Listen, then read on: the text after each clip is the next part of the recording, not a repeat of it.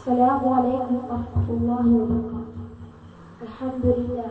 اللهم صل على محمد وعلى آل محمد كما صليت على إبراهيم وعلى آل إبراهيم وبارك على محمد وعلى آل محمد كما صليت على إبراهيم وعلى آل إبراهيم في العالمين إنك حميد مجيد. നാം എല്ലാവരും ഇന്ന് അറഫ ദിനത്തിലെ നോമ്പ് അനുഷ്ഠിച്ചിരിക്കുന്നു. എന്തു കാരണമാണ് നാം അത് അനുഷ്ഠിച്ചിരിക്കുന്നത് എന്ന് ഞാനിവിടെ വിശദീകരിക്കാൻ പോകുന്നു. നമ്മുടെ സഹോദരന്മാർ, നാട്ടുകാർ ഇന്ന് അറഫയിൽ എത്തിയിരിക്കുന്നു.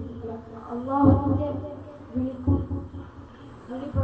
അള്ളാഹുവിന്റെ അതിഥികളായി ഹജ്ജ് കർമ്മത്തിന് മക്കയിലേക്ക് പോയിരിക്കുന്നു. അവർ ഇന്ന് അറഫയിൽ എത്തി. അറഫ എന്നാൽ ഹജ്ജ് കർമ്മം തന്നെയാണ്.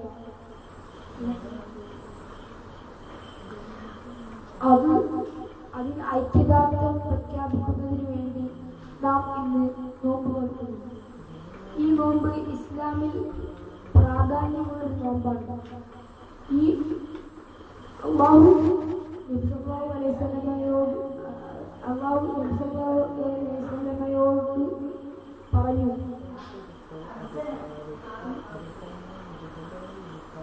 ഈ നോമ്പ് നോക്കുമ്പോൾ അവന്റെ 2 വർഷത്തെ തെറ്റുകൾ നാം പുറത്തു കൊടുക്കും എന്ന് നബി സല്ലല്ലാഹു അലൈഹി വസല്ലമയുടെ ഹദീസിലുണ്ട്.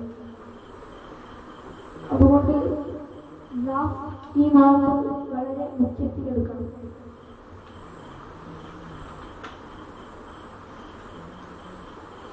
അടുത്ത കൊല്ലവും ഇതുപോലെ നാം ഈ നോമ്പ് നോക്കണം. അതിന്റെ വാക്കുകൾ നിർത്തുന്നു.